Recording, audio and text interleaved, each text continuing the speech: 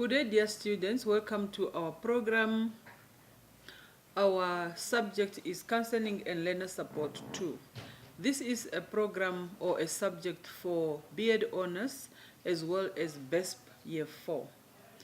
And this is presentation subject content that will assist students to prepare their examination for April, May, August, as well as November. So basically, we do not have an examination preparation as before, but we go through the module or we go through the study guide to give information on what the module has for us. My name is Aina Simpson, and my contact numbers are 081 24 57 456, and my email is ainasimpson in small letters @gmail.com. Now I welcome you to the program or to the subject Learner Support, Counseling and Learner Support subject content. I am your tutor and I will be your tutor marker. I expect you all to be hardworking, dedicated, and self-driven students. You must take ownership of your study. No one should be doing it for you. No one should remind you assignments are due or examination is around the corner. I expect you to be able to do that on your own. So this presentation will take us through the subject content, as I said earlier, and also some questions that came up during the past examination. The modules has an aim. There is a reason why the modules has been prepared. The reason or the aims are as follows. It sensitizes the teacher trainees to the psychological needs of learners. It develops their guidance and counseling know-how and skills. Counseling theories are very important. Then it explains also how features or how characteristics of a modern life influence psychological well-being. We are also looking at the implementation of approaches in individual and group counseling. We are looking at the core functions of the counseling process, their relevance, implementing skills as well as techniques. And then we look at the principles and levels of crisis intervention, the counseling intervention, and for underachievers and for social issues, the features of career counseling, the upper primary and secondary learner support. Now, our subject has been assessed in the following manner. The final pass is required to be 50%. It is calculated like this: 60% of the examination mark, which is 120 out of 120, and you are expected at least to score minimum 60. And then from the assignment, you are required to score 40, and then it's 40 which is being used, which is added to 60, give you equals 100, and that gives us a sub-minimum of 50 for you to pass the subjects. In your assignment, you need minimum 40. 40 is being used from your assignment, and then 60 is used from your examinations. Once these are combined, divided by 2, you have the sub-minimum of 50 in order for you to pass the subject. And our question paper is 2.5 hours. I already mentioned the 120 marks, and this has open-ended questions. And these open-ended questions helps you to understand, apply your knowledge as well as skills and ideas. The question paper you will receive in exam, it has it has spaces provided, and your answers will be written in those spaces provided in your question paper. I would like you, student, to take note of this. So it came to our attention last in May exam as well as in August that some students, they received a module, the modules received did not include Unit 8. If you are one of them again, kindly consult the course coordinator so that your unit has been copied for you, or so that you receive a soft copy of Unit 8. Otherwise, it will disadvantage your passing, or it will disadvantage the chance of you passing your examination. It's very important that you look at it now before even end of February, so that you look at whether you have it or not, and if you don't, then communicate to the office so that you are sorted. Don't wait until you have a week or 3 days to realize that you do not have this unit, and this has been the case with the previous group. We are looking at theories and tools in psychology. We are looking at a theory refers to a system of ideas intended to explain something that based on general principles independent of the thing to be explained. Now, we are talking of theories. These are just systems, the ideas that are put together by other people on something, and they still have to be explained further. Now we are looking at, we have different approaches or different theories. We are looking at behavior approaches. So with the behavior approaches, it's the name behavior or the word behavior itself says it all. Because we need to look at the human behavior is learned. Thus all behavior can be unlearned and new behaviors be learned in their places. So it is also a concern primarily with the observation and measurable aspects of human behavior. We are looking at unacceptable behavior and acceptable behaviors. So for those who have done CLS1, you must have understood behavior approach from the introduction, where we are talking of the behaviors that you can learn, and how can behavior be corrected, and how behaviors can be rewarded, and so on.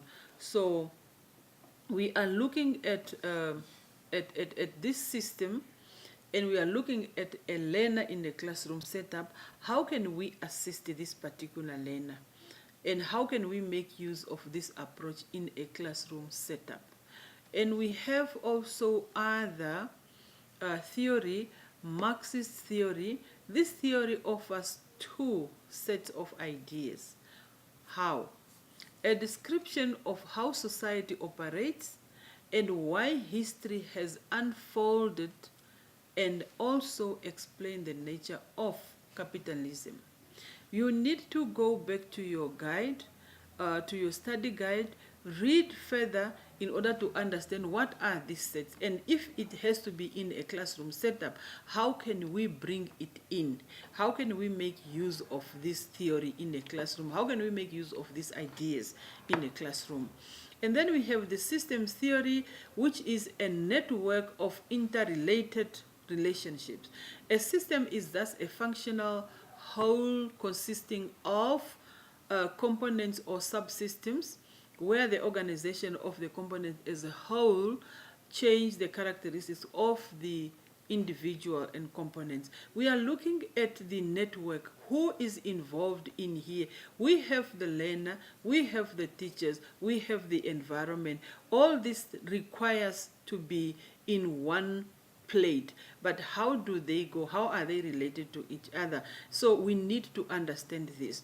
And we talk of cultures, which it refers to norms, beliefs, values, and the way of life for a complete society patterns of human actions and association. So when we are looking at culture, it's not done in isolation. We look at what are the values that guide this particular learner, what are the values that guide this particular teacher, and we need to look at all those things.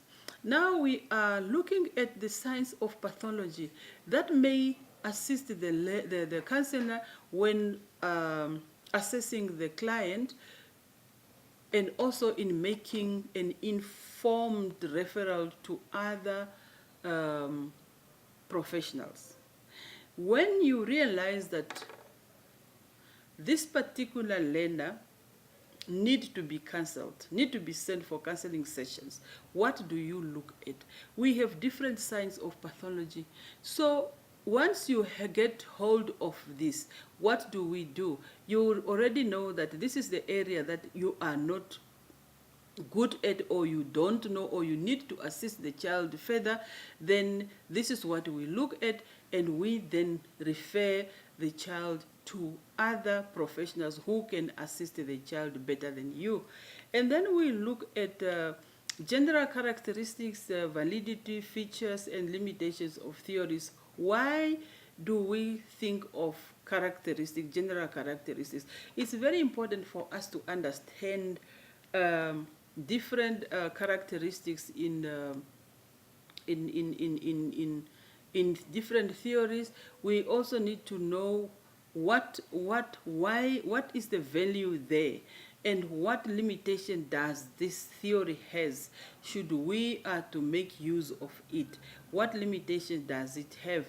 And then we look at biopsychosocial theory, which perceives people as a holistic being. We are looking at a whole person. We are not looking at a half person. So a whole person, we need to understand who is this person we are working with, how best can we help the person, and so on. And now with the science of pathology, it's very important that we identify, we get to know them, and then after knowing them, then we then have a basis of referring the learner to someone else, then someone else refer to a professional who can assist the learner. We are looking at the features of modern life and how influence psychological well-being. So with the ecological, which is started by Uri Bronfenbrenner, he's looking at the society, looking at the environment, where we have a group of different 5 levels. In these 5 levels, we are looking at micro, and with micro, it's the innermost intimate circle. We have the child in the middle, and then who are the people surrounding the child or closer to the child? We have the parents, siblings, and the extended families before we go anywhere else. And then we look at meso, where we have 2 or more microsystems interact, so that affects the child directly, and also sometimes the relationship between the micro and microsystem can also affect the child. And then we look at the ecosystem. It involves the linkage between 2 systems of at least one of the system does not, at least one of the system does not directly involve the child. For example, if the parent is working at a place and the parent has been retrenched, once the parent is retrenched, the child is not directly affected, but still the child is affected because the father, who is the provider, lost the job. And in such a way that the child will not benefit from that anymore, because the father has to struggle to put bread on the table after the father has been retrenched. So that is now the indirect we are talking about here. And then we have the macro. This is the culture which is the beliefs, the values, customs, economy, and social systems. We have looked at different areas in cultures, and it's not just that when you have a child in the classroom, a learner in the classroom, then that's it. No, we need to accommodate them. We also need to look at their culture. We also need to look at how best can we understand these children so that they all become part of the whole group. You do not assist learners because you belong to their culture, or you came from the same traditional or whatever. This is why there is need for us to understand what the culture is of another person, and then when we work together, we now have an understanding of what to look at and how to go about it. And then we have the chronos system. This is the outer circle, and which sometimes individual does not really have the impact, or the influence is not felt because it is kind of far from the child. And that includes now the environmental things like policies. So if you look at the policy is just a paper in a certain office, and the child is somewhere at home or at school. And now we are trying to figure out how does the policy affect this child. If, for example, the policy says every child in Namibia should be in school, definitely that has to be respected. And that is a policy which is also directly talking to a child, even if there is still other three circles before we reach to the child. Good. So students are expected to understand the 5 systems. It has been a tendency that some students from the previous groups, when they have to answer a question like this, because of lack of preparation, students had an idea that there are different levels, but they can't put them in order. Unfortunately, such a question, you need to understand it from the word go, and you need to know that in the very first circle of micro, there is a child, and who are the people next to the child? There we have the parents, siblings, we have the extended families, and then we move on. That is how it goes. So sometimes you find the answers are written, and some of the levels are skipped. They are left out. So when you leave them out, how do we complete these circles? We can't complete them because not everything, the system has already been broken. We can't fix it. And in such a way, you really do not expect marks for that. Just study and understand it and know exactly where to place what. And not only to say child, siblings, parents, you must have an understanding as to how are these related. How are they related? If parents are not there and there is the child and they are supposed to be there, what could have been lacking? That must be understood. So as with other areas. We are looking at the features of modern life and how they influence psychological well-being. So we are looking at the aims of intervention. How do we intervene when there is a problem? It is important to know that the level of referral are to inform you when to provide assistance to your learners and their parents. Now, we are looking at primary intervention. This refers to specifically to obtaining help in a person's immediate vicinity. So the immediate vicinity of a person, that is where the assistance is for primary intervention. And then we move on to secondary. To offer inpatient and outpatient care, they might decide that it is necessary to transfer where there is higher specialized care given. So should we refer this, or we talk about a patient? When you look at a patient, you need to give assistance, you need to provide assistance, and you realize that you are unable to, then we're quick to think that, okay, now we move on another step ahead, that will be going to tertiary, where we see the specialists. Now the specialized areas could be cardiologist, could be the psychiatrists, could be any other person with a specialized skill, not just any other. And then if you have such a question, I urge you to answer this question and make sure you know the difference between the primary, secondary, and tertiary. To say them is not enough just to mention. You must mention them, and you must understand what it that you are talking about. And then we have individual and group counseling. What does this say to us? There are different practitioners in the field of psychology. Now, in the field of psychology, we have clinical and counseling, we have educational, we have industrial, we have registered counselors.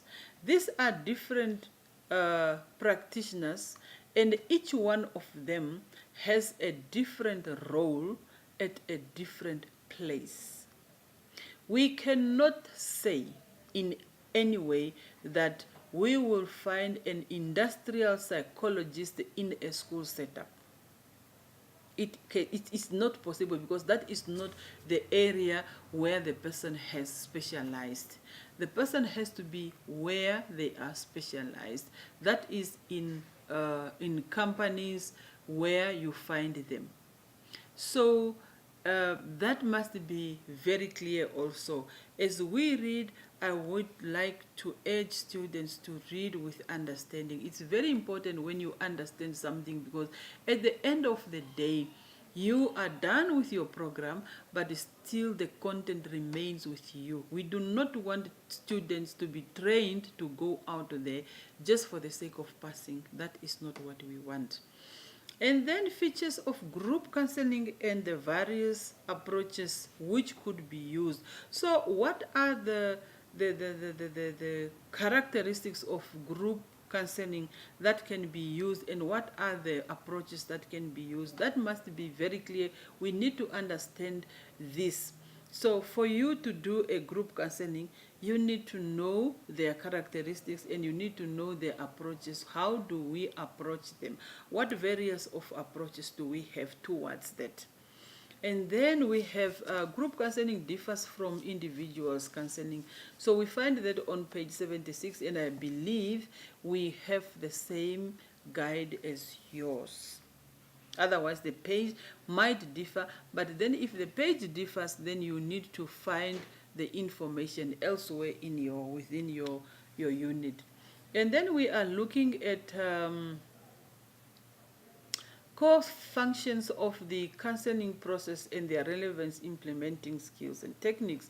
So now, when we talk of core functions of counseling process, we are looking at what is it that you need to do.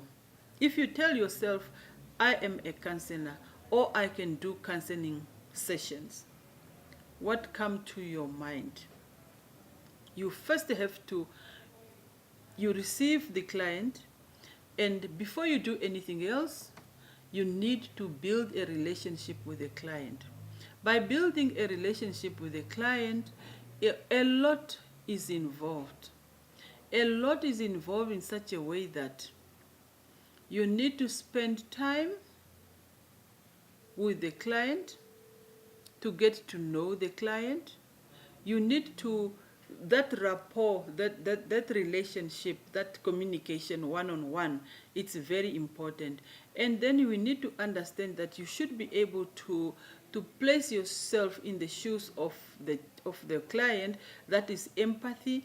And then we need to have good verbal and non-verbal communication skills. You should be able to listen properly. You need to be able to have prompting. You are able to prompt more questions. And as the client is busy telling you a story, you take notes. As you are taking notes, at the end, you need to retell the story. So when you summarize the story and retell the story, these are part of the communication that you need to have in order to assist the client. Because as you retell the story, then the client is listening to you again, and should there be something that is not very clear, the client is able to correct you immediately before you go out to give wrong informations. And then all these are included: the empathy, listening attentively, and resistant and reluctant. So all that are part of the first phase. And then you should be also able to negotiate, and you need to know that, okay, this is very confidential and this is how I should deal with. And then we move on to the second one. You should be able to understand the problem and assess the problem. The problem situation is explored. You now need to find out what the problem is. And then by finding out, you are not there to tell people that someone was here, or the particular client of mine has so and so and so problem. That is not for you to say. And then we are looking at the counselor should listen for hidden meanings in the when you are talking to this very client of yours. You need to know that the client has said something, but it's still not enough. Find a way, know how to get this information out of the client. And then we move on to say, after you have gotten the information, you should be able to set specific goals. And how are you going to get them? Because remember, you are not there to tell what the client need to do, but you are there to guide the client. The client must find his or her own solution to his or her problem. You are just there to guide. So you come up with the strategies to form action plan, and then what are the steps that you need to follow. And then number 3, we are addressing the problem. You look at the ways how to address the problem, and the goals you have set and the action plans you have planned. So how do you go about? It's very important that we understand that. So at the end of the day, if you think you are unable to assist the client any longer, you are welcome to refer. You terminate the sessions, and then you refer the client to the to further professionals who can assist. So in examination, such a question usually comes, and the student has a tendency of mix up the informations. So in the past examination, students experienced a challenge regarding core functions of the counseling, and then it was also an indication that student did not master the content. Because if you at least master the content, then you should be able to know what do you write where. And if you don't, then you definitely mix up and jump and write here and write there, which does not really give the correct answers to that question. And then the crisis intervention. What do we understand about crisis? Crisis is referred to a dangerous situation that can cause serious psychological pathology by overwhelming the individual. It also an opportunity that forces the individual take some sort of actions. Crisis can cause discomfort, and also it can cause this discomfort that form anxiety and that forces people to change and grow. Now, we are looking at what dangerous situations are these.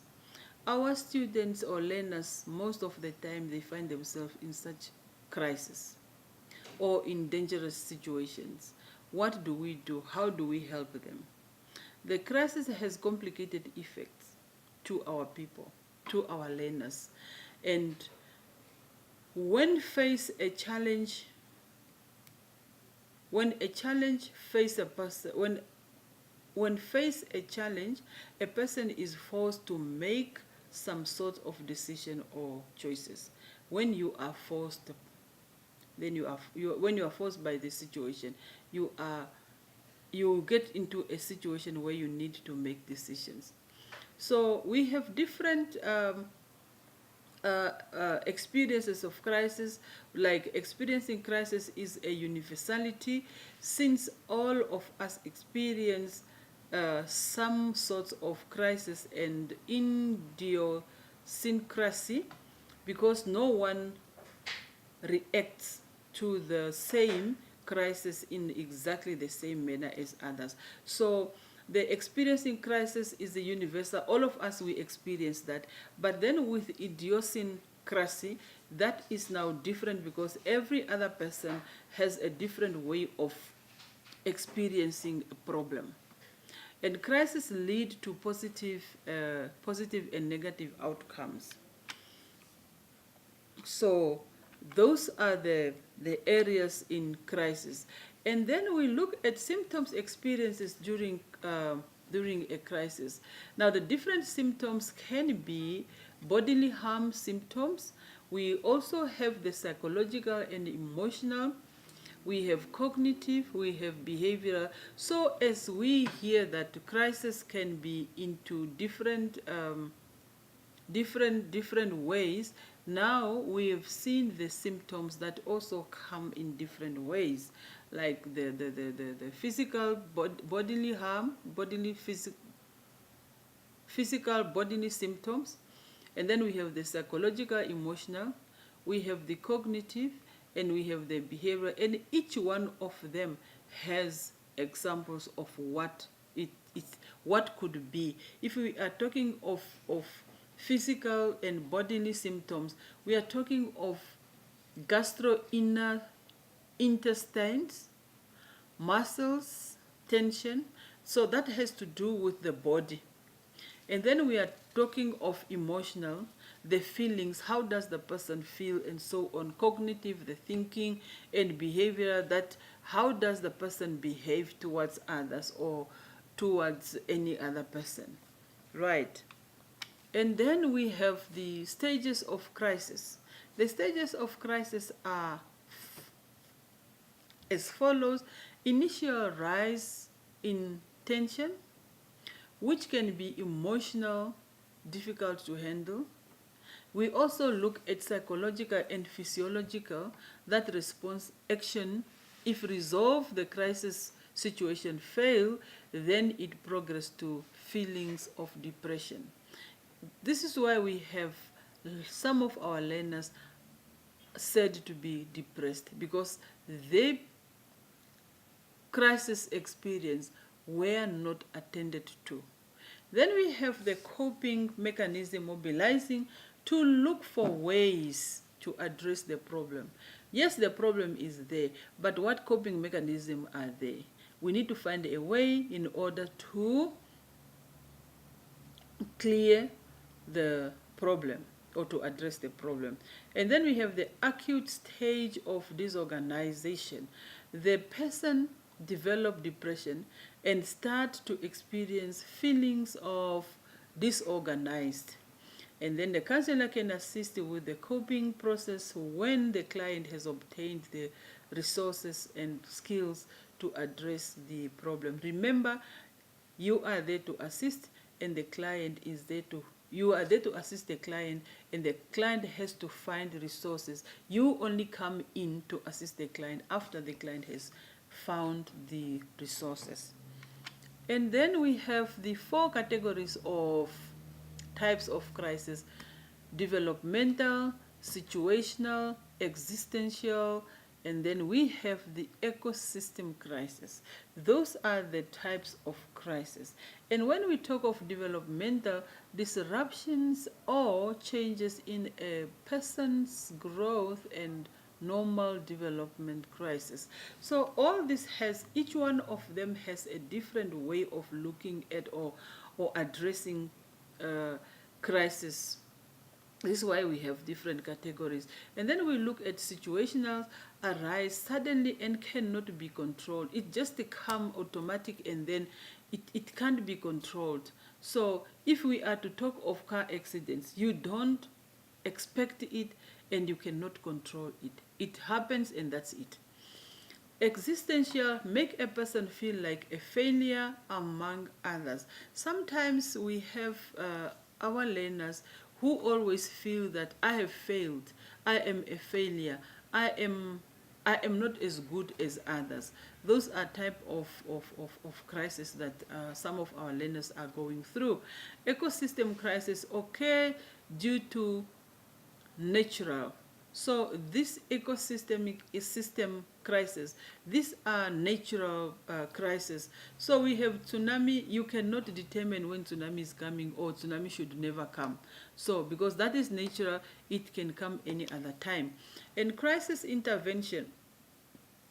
Crisis intervention is an immediate and short-term psychological care aimed at assisting individuals in a crisis development, in a crisis situation.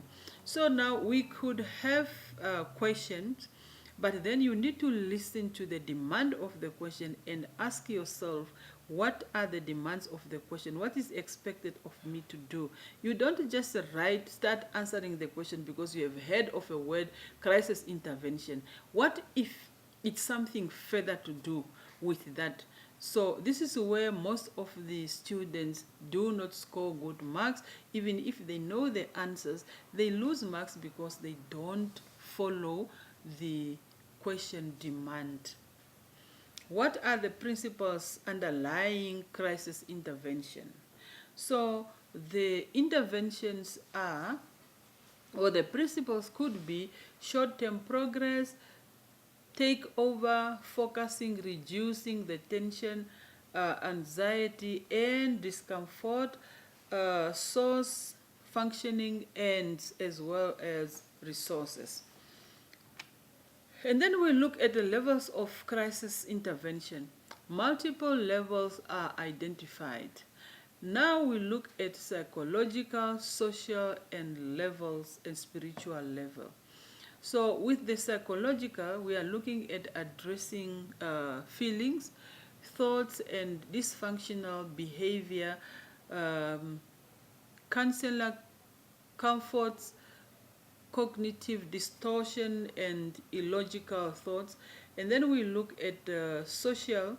Clients need a stable, dependable social network. Spiritual levels, it makes a person to think about your own life. So such things, you need to understand what is it. So we can quickly look at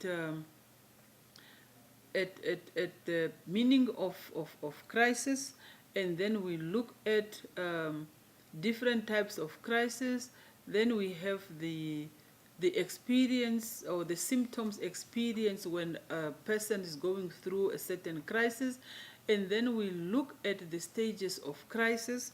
We also look at the categories of crisis. So all these areas need to be understood so that you do not confuse your answers.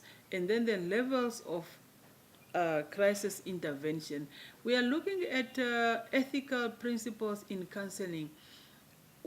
This is guiding us not to do what we want to do, but we need to do according to ethics. Ethics are set for us so that we need to follow them. Now, in counseling, you need to have confidential. You need to be confidential when you deal with information of another person, unless otherwise that the client is in danger, is about to endanger herself or himself.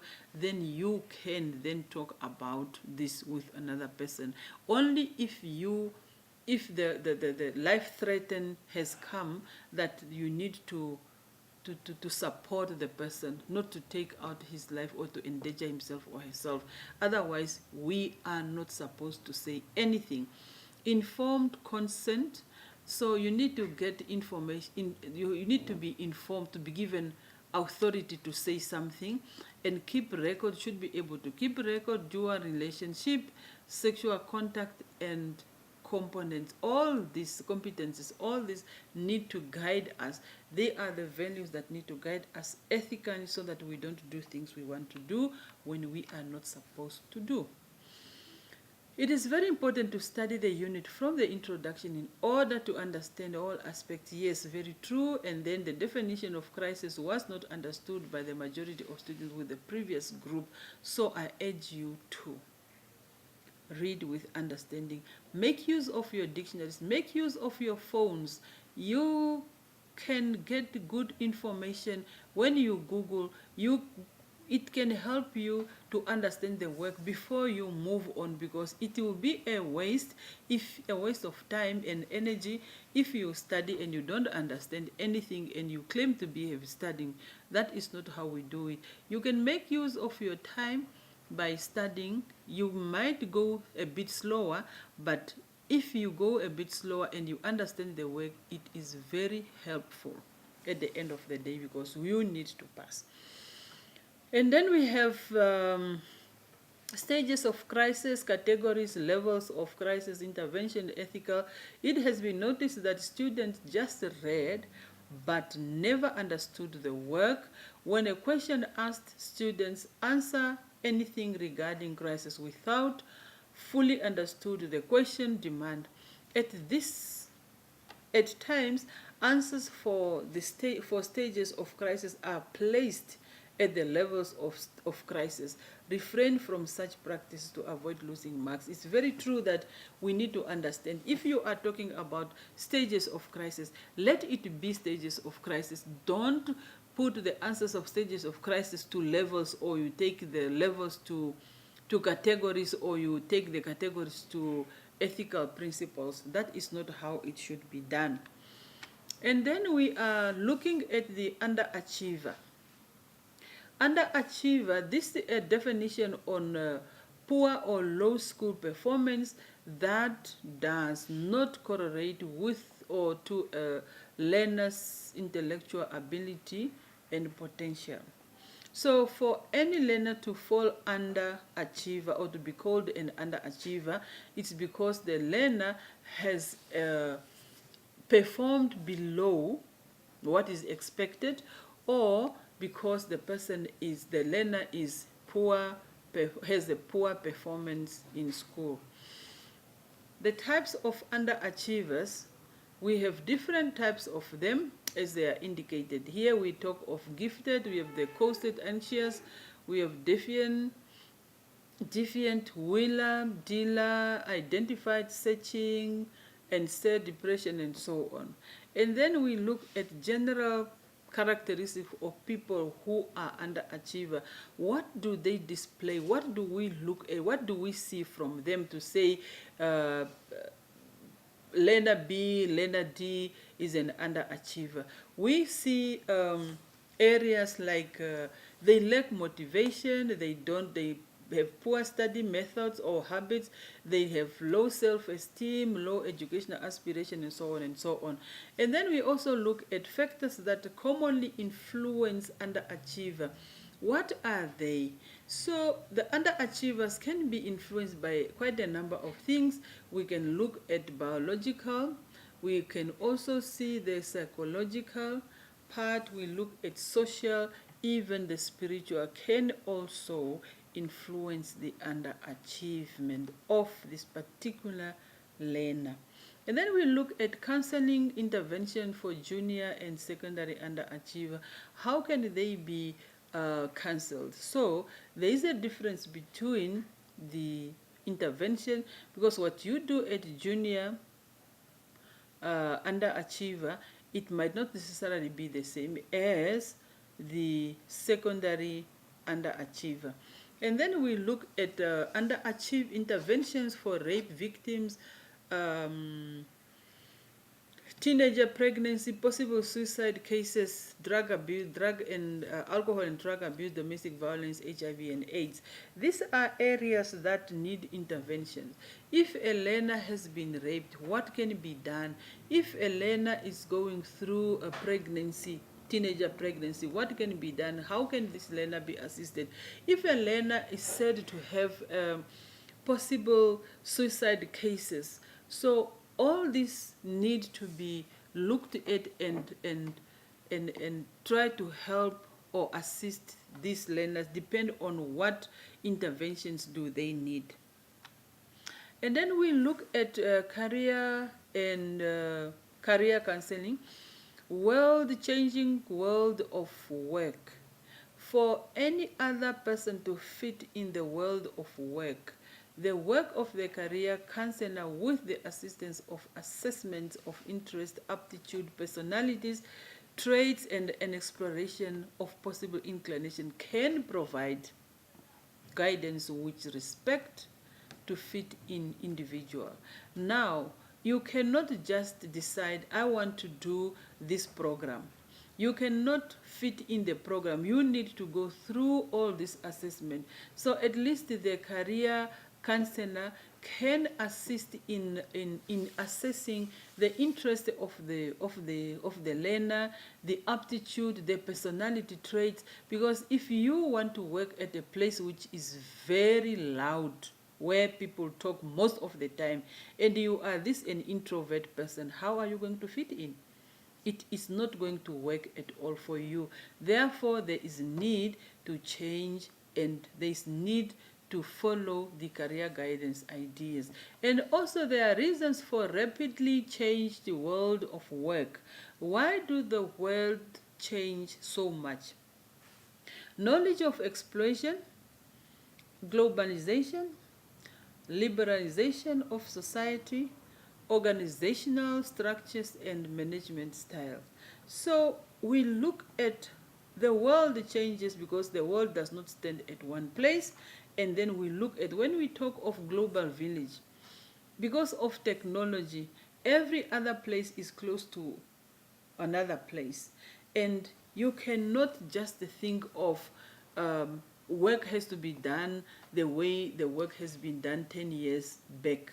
It is not possible, because the movement is on a fast pace, and the change of the world is also on a fast pace, so it cannot be done that way. Employability, skills, and values. Now here we move back to the life skills teachers. The life skills teachers assist individuals to be in a state of preparedness for any change. So which means that to achieve the employability values, you should be able to have the career adaptability. You need to be positive. You need to be positive of what you do. You need managing change. Lifelong learning is important, as well as personal agencies. All these are important before you tell yourself you want to work where you need to be in this career. And then we continue by looking at the importance of meaning of work. There are several meanings of work. Some of the important meaning of work include the social, economic, political, ethical, and moral. It's very important that we understand this. And now we are looking at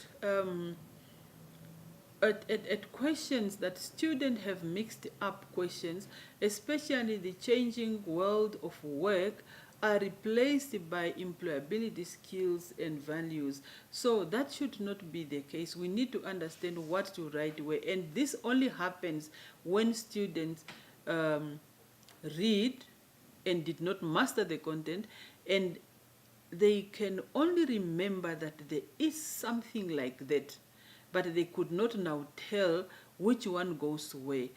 I urge you to start early enough to do your preparation.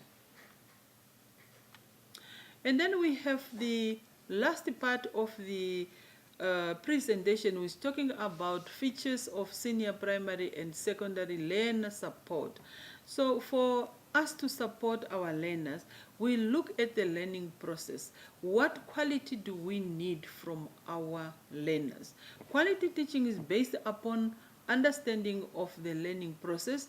Such education need to produce learners who are healthy, well-nourished, and ready to participate and learn, supported in learning by their family and communities. So when we are talking of learning process, we need to have quality teaching.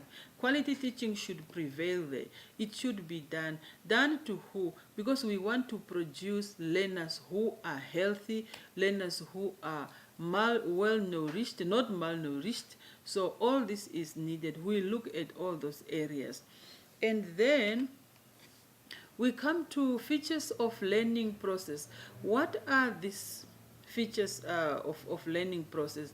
In the learning process, we motivate, learners need to be motivated to learn, and which are intrinsic and extrinsic, how and when it could be applied based on the classroom climate. So the learning process can be done depend on the classroom setup or the classroom climate. And then we look also at the common possible barriers that has effect to learning and how to address them. What do you think could be the possible barriers? What could stop learners to learn? And whatever we have in the guide is not the only answers. You can also come up with answers as long as they justify the question to say, if a learner, for example, if in any way in our guide, no point on shebeens, for example, noise, shebeens, alcohol around. So if this is what happens in your area, it is a great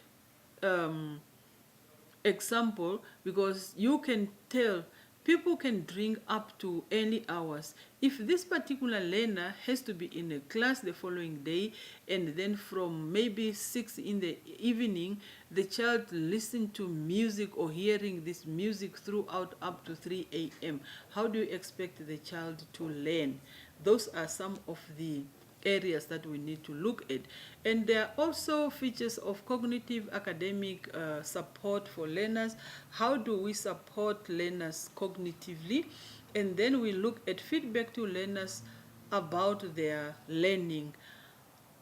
When learners are doing activities in school, they need to be given feedback. They need to know how they performed, so that it also gives them an idea what to expect and how to improve on what they did not do well.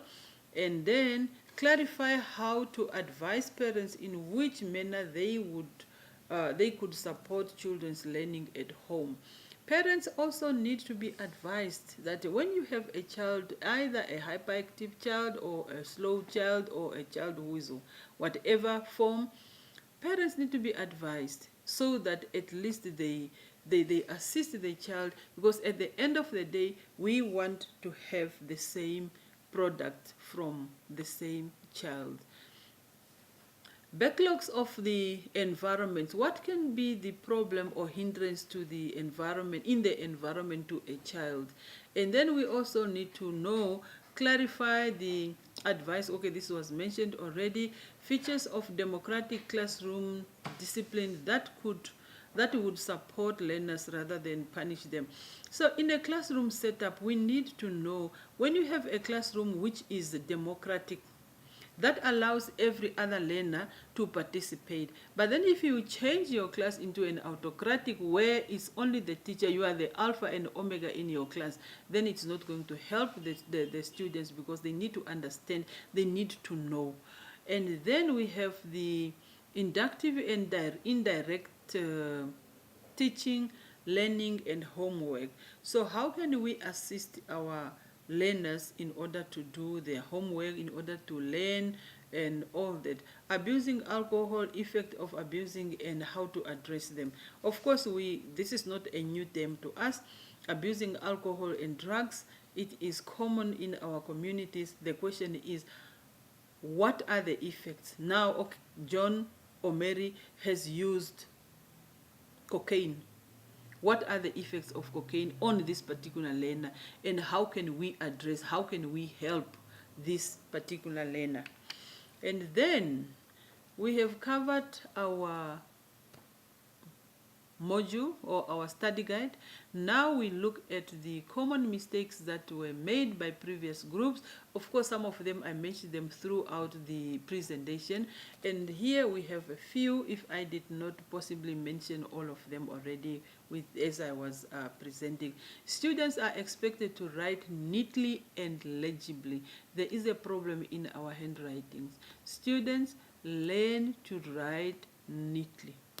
It's very disturbing to find a student at this level who starts a sentence with a small letter, or end a sentence with nothing, or decide to write all letters in capital letters, or all words in capital letters. That is unacceptable. Students should take spelling into consideration, and statements which do not make sense. Yet there are a lot of statements that are written, they don't make sense, and yet a student expected to be given marks. How? That is just not possible. And questions misinterpreted, that happens a lot, in some cases with limited answers. Some, instead of writing a complete sentence, then a student decides to write a phrase.